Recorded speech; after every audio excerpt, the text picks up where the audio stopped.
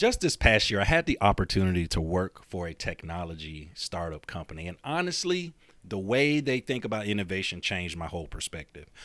And one of the biggest things I noticed very quickly was how quick decisions were made.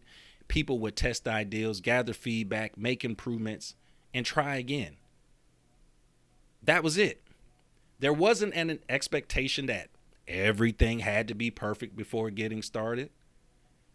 Now, compare that to the education world, where schools are responsible for students, families, communities. So naturally, educators want to be thoughtful, and I get that because they should be.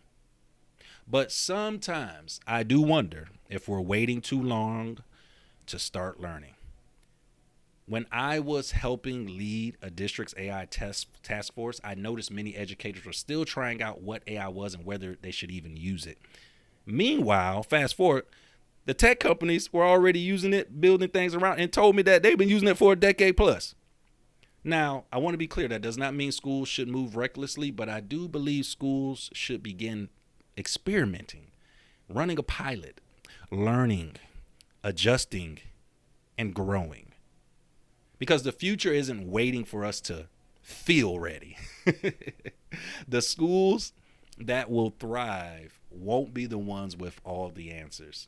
They will be the ones willing to keep learning. You all heard of this before, continuous improvement, right?